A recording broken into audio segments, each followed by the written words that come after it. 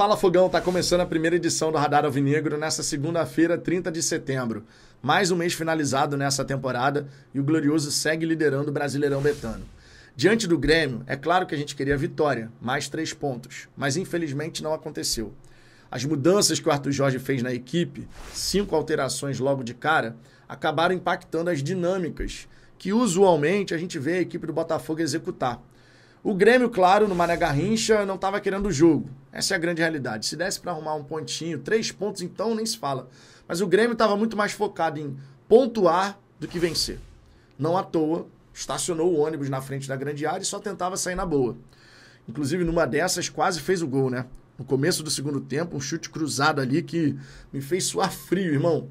O Botafogo também teve as suas oportunidades, mas muito aquém daquilo que habitualmente a gente consegue produzir. Tivemos o lance do cabeceio do Vitinho no primeiro tempo. Aquela bola ali, talvez ele até tivesse impedido, sim. Porém, você não pode deixar de fazer o gol. E a gente desperdiçou uma grande chance ali. Também tivemos o lance do gol anulado. O Júnior Santos faz uma baita jogada, cortando aqui para a esquerda. E eu acredito de verdade que se o Júnior tivesse chutado cruzado, não tivesse pego mascado na bola, teria saído o gol do Botafogo. É porque ele acaba pegando mal na bola, vira um cruzamento e o Bastos estava em posição de impedimento, faz o gol. Também tivemos a cobrança de falta da Alex Telles, que o Marquezinho fez uma baita defesa, uma falta cobrada ali, né, de canhota, mas infelizmente ele espalmou para escanteio. Mas foi aquém a nossa produção. E aquém por conta disso tudo, né? Você tem um time muito modificado, com 5 alterações, você teve um duelo contra o São Paulo, fisicamente falando e mentalmente falando, muito desgastante. Isso é inegável. O nível de desgaste do jogo contra o São Paulo foi muito elevado. O fato de ir para pênalti, de você ficar no fio da navalha para classificar. Os jogadores depois chegaram às 5 da manhã na quinta-feira. Na sexta já tinham que viajar de novo para Brasília. Mal fez regenerativo, cara. Os atletas mal descansaram. 5 da manhã chega no Galeão, vai para o Lonier, cada um pega seu carro, vai para suas respectivas residências. Depois você, na parte da tarde, já tem que voltar para o clube. Para na sexta-feira você faz ali um complemento de regenerativo para viajar, para já jogar de novo. Lembrando que o Botafogo jogou em Brasília, não no Newton Santos, porque a diretoria foi solidária ao Grêmio. Para, no fim das contas, o vice de futebol do Grêmio, o Brum, falar um monte de baboseira, um monte de coisa. Que isso sirva de lição para a diretoria, para o Tairo, para o Textor, numa futura ocasião onde a solidariedade se fizer necessária. Seja solidário, ajude e tudo mais. Mas no quesito mando de campo, pense 2 vezes se realmente vale a pena você fazer uma mudança assim. O Grêmio não jogou contra o Botafogo no ano passado no Newton Santos. Culpa nossa, é verdade. E nessa temporada é a mesma coisa. E nos 2 jogos o Botafogo não ganhou. Nos 2 jogos o Botafogo não ganhou. Então a gente realmente tem que rever essa situação. Porque deixar de jogar no Newton Santos, cara, ainda mais numa reta final de campeonato, não é recomendável. A gente já tem aí a situação do jogo contra o Criciúma, que vai ter show do Bruno Mars. Tudo bem que quando o show foi marcado, o calendário não apontava jogo no Newton Santos. Só que aí teve a tragédia do Rio Grande do Sul, o calendário foi modificado e agora você tem esse risco de jogar contra o Criciúma numa outra praça e não no Tapetinho. Independente de onde for, a gente vai ter que ganhar o Criciúma, é verdade. Mas a gente sabe da força do Botafogo jogando no Newton Santos, não é verdade? Não tem como negar. O Botafogo está fazendo um baita trabalho no Newton Santos. As equipes vêm jogar no Rio de Janeiro e tem muita dificuldade para nos enfrentar. Então isso precisa ser repensado para que a gente não veja situações como essa se repetindo, né? Porque faz diferença, pode realmente fazer diferença. Da mesma maneira pode fazer diferença esse ponto somado contra o Grêmio. Eu sei que a gente queria pontuação cheia, mas esse ponto nos manteve na liderança nessa rodada. É claro, a gente vai ter que compensar agora contra o Atlético Paranaense. Vai enfrentar o Furacão lá na Liga Arena e tem que conseguir quebrar um tabu. A gente precisa ganhar lá. E se tem um momento para conseguir essa vitória, é agora. Porque o Atlético Paranaense está muito mal jogando nos seus domínios. É a pior temporada que eu me recordo assim, em muito, muito tempo, do Atlético Paranaense jogando na sua casa. É o 3º pior mandante. O Botafogo, por sua vez, é o melhor visitante do Brasileirão Betano. Ou seja, uma coisa tem que encaixar na outra.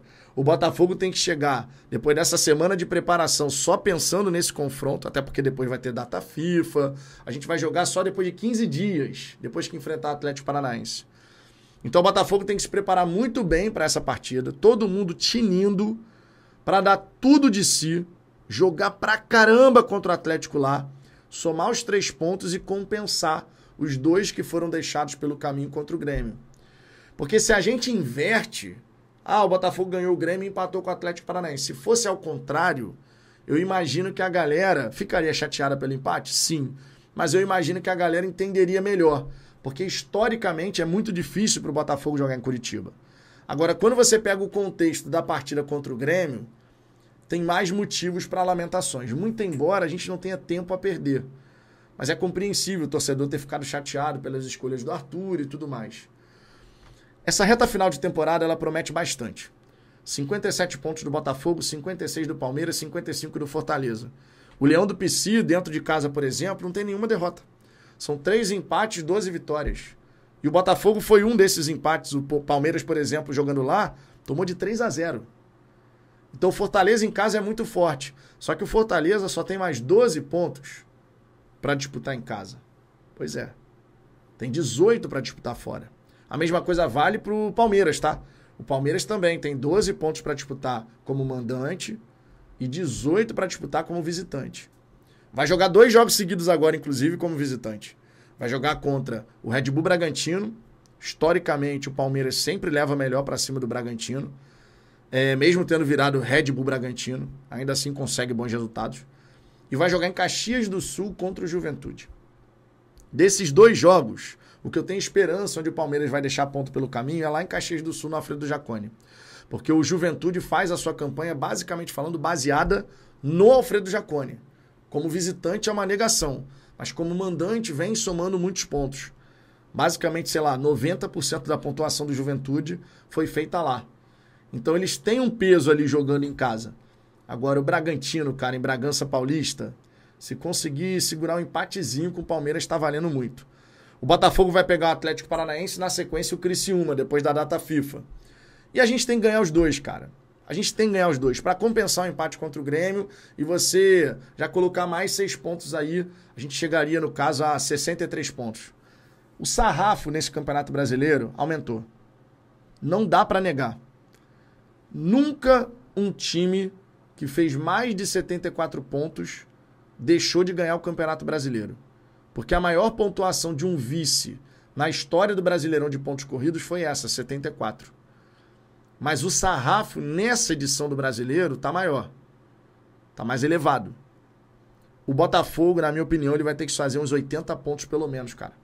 80 pontos significa dizer que o Botafogo ele precisa fazer mais 23 até o fim do campeonato. 23 em 30. Isso é um percentual elevadíssimo, acima de 70%. Não acho que o Palmeiras vai vencer todas as partidas. Não acho. Eles vão acabar tropeçando aqui e ali. O Palmeiras não vai vencer 16 jogos seguidos, 15 jogos seguidos. Isso não existe. Não vai acontecer. Eles vão acabar tropeçando aqui e ali, acontece. Só que a margem de erro, ela tá mínima, né? A nossa margem de erro. E a deles também, é bom que se diga. Porque quando a gente fala da margem de erro, parece que é só do Botafogo, né? Porque o Botafogo é líder nesse momento e tudo mais. E vou falar pra vocês, sinceramente, considerem o cenário onde, eventualmente, o Palmeiras, nesse meio do caminho até o fim do campeonato, ele pode encerrar ali 1, 2 rodadas na nossa frente. Só que ainda vai ter jogo, ainda vai ter campeonato. O Botafogo empatou um jogo, o Palmeiras venceu, o Palmeiras abriu 2 pontos, o campeonato acabou? Claro que não. Da mesma maneira que se a gente abrir 2 pontos para eles, 3 pontos, o campeonato vai estar aberto. Porque o nível de exigência é assim. O nível de exigência desse Brasileirão Betano está muito alto. E eu tenho convicção de que para ser campeão não vai bastar fazer 75, 76, vai ter que fazer mais. E a gente tem capacidade para fazer esse mais. Lembrando que a gente está em meia disputa da Libertadores. E na história do futebol brasileiro, só 2 times foram campeões da Libertadores e do Brasileiro ao mesmo tempo, na mesma temporada, né? O Santos na década de 60, onde o brasileiro tinha um outro formato completamente diferente. E pegando na nossa realidade, o Flamengo em 2019. Foram as únicas 2 ocasiões para você ver como é difícil você chegar na Libertadores e ainda assim confirmar título em Campeonato Brasileiro. Não vai ter molezinha, não vai ter vida fácil. A mídia tradicional vai tentar plantar a ideia do Palmeiras líder, que agora ninguém segura, que não sei o quê, que o Botafogo deixou o Palmeiras chegar. O Botafogo não deixou o Palmeiras chegar em nada. A distância entre os dois sempre foi muito curta nessa edição do Brasileiro. O Botafogo não disparou. O Botafogo não abriu 7, 8 pontos. Não teve isso. O Palmeiras está disputando de forma acirrada com o Botafogo desde o começo. Desde o começo. Tá uma disputa ponto a ponto. E vai seguir nessa batida até o final. Eu lamento os 2 pontos desperdiçados contra o Grêmio, lamento. Mas eu também valorizo o ponto somado, porque graças a ele a gente está na liderança agora. Graças a ele, a gente pode vencer o Atlético Paranaense e ir para a data FIFA líder, tendo tempo para descansar, depois treinar e voltar com tudo.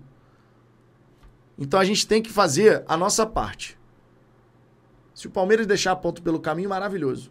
Mas o Botafogo tem que se preocupar nesses 10 jogos que restam em fazer a sua parte. O Palmeiras não encaixou 6 vitórias seguidas? Nesse recorte, o Botafogo teve 4 vitórias e 2 empates, em meio a Libertadores. Então que a gente encaixe outros bons resultados. Que a gente vença 3, 4, 5 jogos seguidos. Porque podemos. A gente tem que ter convicção disso. Nós podemos fazer isso.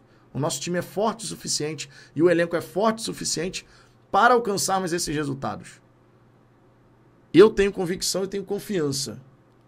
Se tiver que fazer uma crítica ao Arthur Jorge, a gente faz. Na minha opinião, ele vacilou em alguns aspectos nesse jogo contra o Grêmio. Mas o trabalho, de modo geral, ele é consistente. Então vamos por mais e vamos juntos. Sem historinha de que, o Palmeiras... Esquece essa história de medinho. Não tem medo do Palmeiras, medo nenhum. Medo nenhum. Vamos fazer o nosso. Porque quando você faz o seu como líder, pouco importa o que os outros estão fazendo. Como líder, você fez o seu, você continua líder. É simples assim. Fogão, tá confiante pro jogo contra o Atlético Paranaense? O momento para quebrar o tabu é agora. 3ª pior campanha como mandante contra o melhor visitante do Brasileirão. O Botafogo tem que chegar lá e se impor. É isso, não tem conversa. Deixe seu comentário aqui embaixo, quero saber sua visão sobre essa questão. E, logicamente, volte aqui logo mais, porque vai ter a resenha do almoço tradicionalíssima já. Fechou? Um grande abraço e até daqui a pouco.